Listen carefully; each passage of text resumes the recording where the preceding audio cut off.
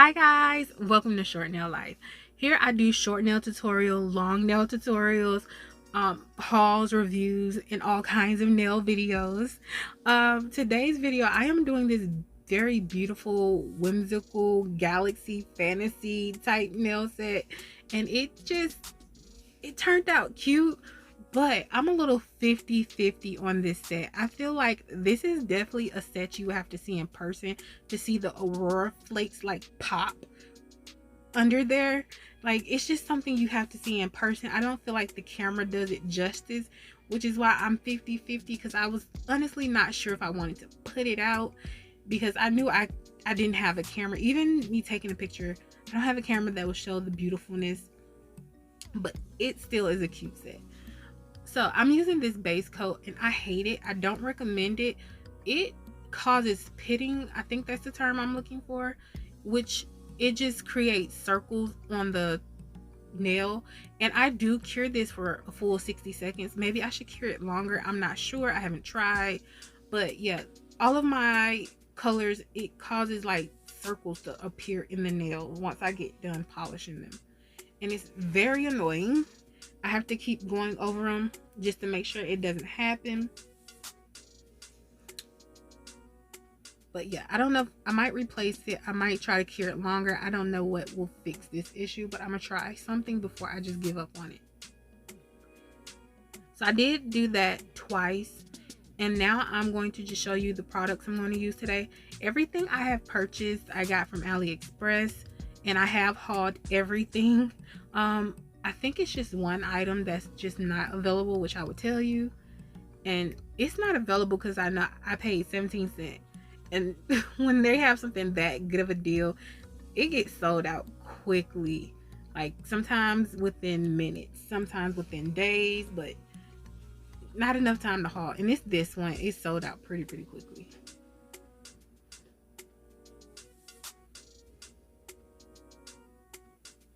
So I'm just going to do a coat of this gel polish on the nail. And then I'm going to sprinkle this loose glitter into the wet gel polish. And then I'm going to take my finger and press it into the glitter into the nail. And then I'm going to take this tool and then scoop the glitter away from the skin and back onto the nail. So with this, you want to make sure there's a gap all the way around the nail. I notice if I have a chunkier glitter, that if I have something hanging over a little bit, it doesn't really happen with fine glitter for me, but if I have a chunky glitter, when I encapsulate it, if that glitter is sticking out, the top layer will separate from a nail and it will pop off somewhere else.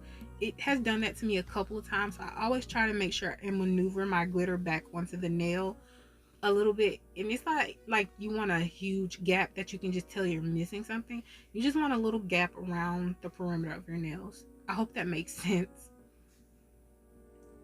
And I'm not really doing this in a real rhyme or reason.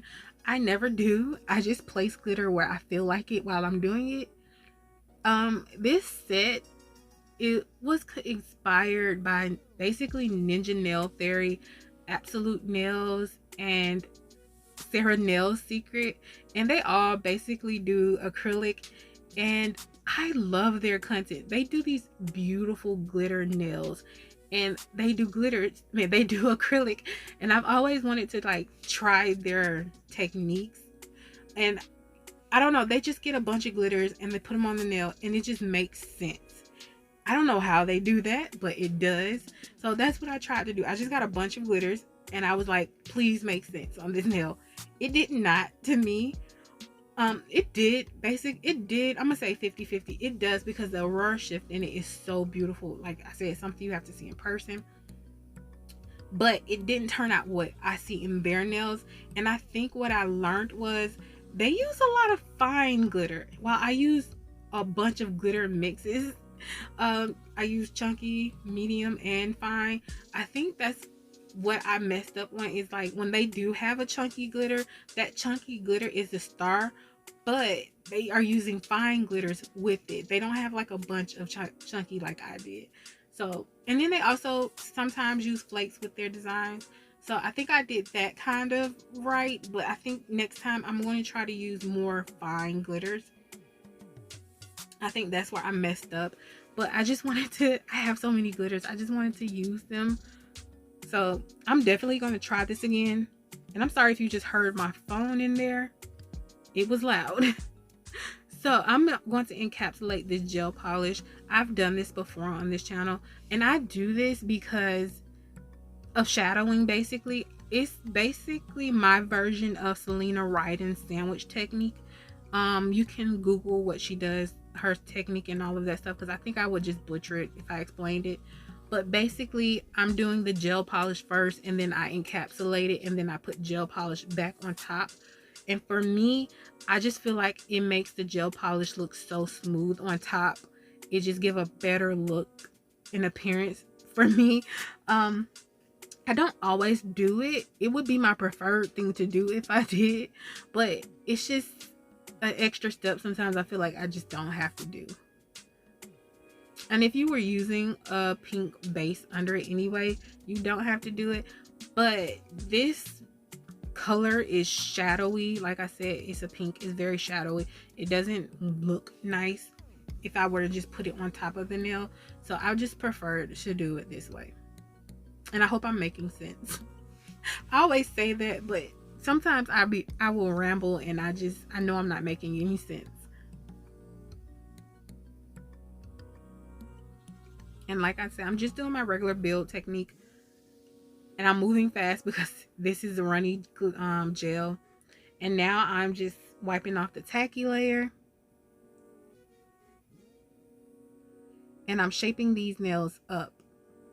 I like to shape them this way so I can make sure that they are even on both sides.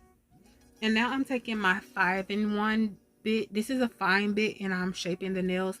I didn't used to shape with my drill afterwards, but lately I've been noticing my thumb been hurting more. And I just started to think that maybe if I did this with the drill, it would stop, I guess. And it has worked. And I like this bit for this.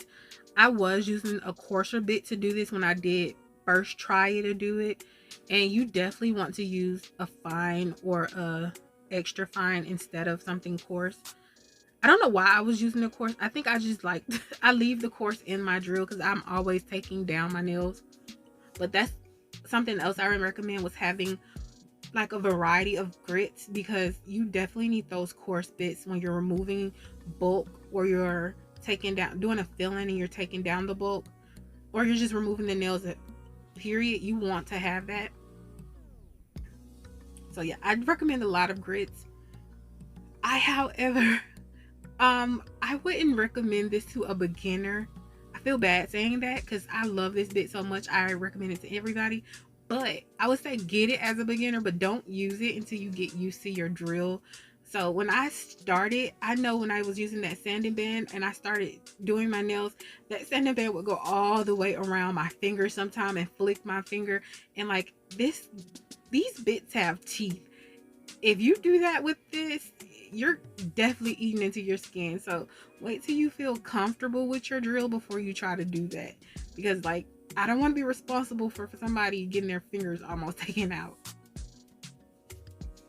So yeah, I don't recommend it to a beginner, but I do recommend that you eventually upgrade to them.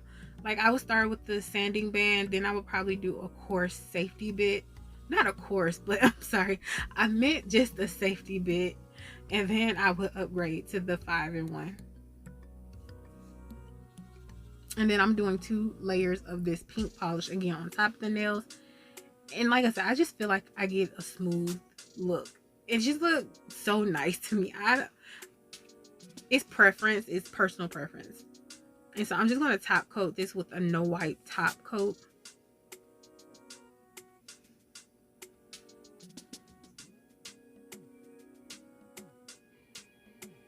And then the rest I'm going to do in a matte top coat. I'm doing this because I'm going to do some stamping on these nails, and I like to do it on top of a matte because I'm going to use gel. I finally did order some regular stamping polishes from AliExpress. I do want to change the brand eventually. I think I ordered Nicole Diary. just to start because it was super affordable. But yeah, I want to change the brand eventually. I just don't know. I think I want to try Born Pretty because I see a lot of people with the huge like collection of the Born Pretty stamping plates. Not plates, but polishes. I'm sorry guys, I am tired. But this is the plate I'm going to use and I love it. I think it is so beautiful. I didn't even haul this yet. That's how you know I love it. I like to haul my stuff first on this channel and then use it because I like for you to see what I got. But as soon as this came in the mail, I was like, yes, I'm doing this on this set. It was not even supposed to be on this set, but it had arrived during me doing it. And so I'm just removing this blue film right now, and it's the most satisfying part of stamping plates. And at this point I'm like, oh my god, a blue stamping plate, this is cool. I've never seen one before. Like, I've never seen a blue stamping plate.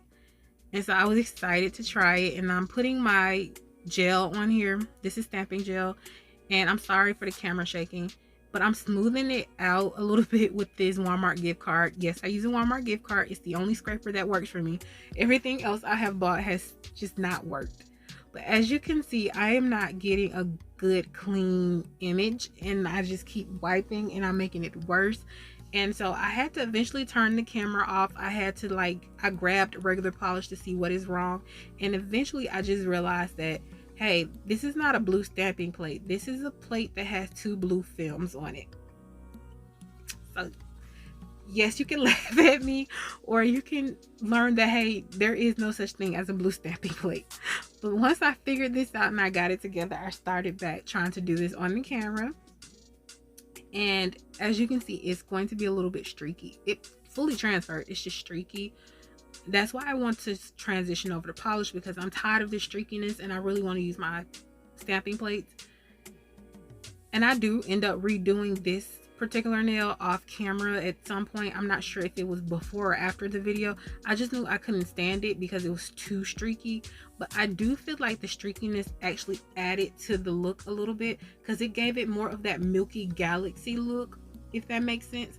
Which I probably should have made these blue and purple with these stars. I think that would have been beautiful.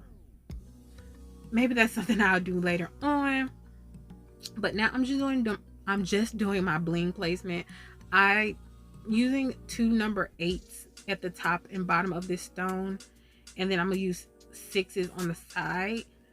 And I don't know the name of the middle of the stone in the middle. However, it is a pink stone, but the ones that are surrounding it that I'm putting on now, I couldn't find any more pink stones. I thought I had some in my collection. I usually buy variety packs so this wouldn't happen, but in the variety packs they gave me chameleon pink stones. So if you see a little bit of a green shift, these are chameleon. They are pink, but they can shift to green as well, which I didn't even know that was a thing, and I think they're really pretty. I didn't realize there were stones like this. I have now ordered me some pink stones. They should be here soon, hopefully, because I really do need them. It's not this color though. I can't remember the name of the color I purchased, but I just got bored with just that plain design because it was only supposed to be that. And then I was like, you know what, let me throw some caviar beads on here, see what design I can come up with. And unfortunately, I don't know when enough is enough. So that's why my design became so, I feel like, grand. But I love caviar beads. They are a pain to work with. If you are a beginner, hear me say this plainly. They are horrible to work with. It's stressful. As you can see, I'm going between a brush and that wax pencil tool because I can't move the things. I can't move the beads with the wax pencil, but it works fine with the brush. But I can't pick up the beads with the brush. So yeah, they're a pain to work with. But they bring such a beautiful, elegant look to the nail. I cannot lie. And so now I'm just top coating all of the beads. They have been cured onto the nail. And I am going around the stones with the gel polish. I'm not going on top of them. I'm just going over the beads. So like I said, guys, I'm like 50-50 with this set. I'm half in love and I'm half not in love. I don't know. It's just, I don't know. I just feel like this is just definitely something you have to see in person. But I do think they're gorgeous, but I just wish you could see what I see in person. Um, yeah, I love them. I can't really complain. I do have something to say about that pinky finger. If it looks weird, I don't know if I already said it. I'm missing a little bit of polish on it. That's the weirdness. But I just want to say thank you guys for joining me. Please feel free to like, comment, and subscribe. I make new videos every Friday and an occasional Tuesday. Have a great day, guys. Bye.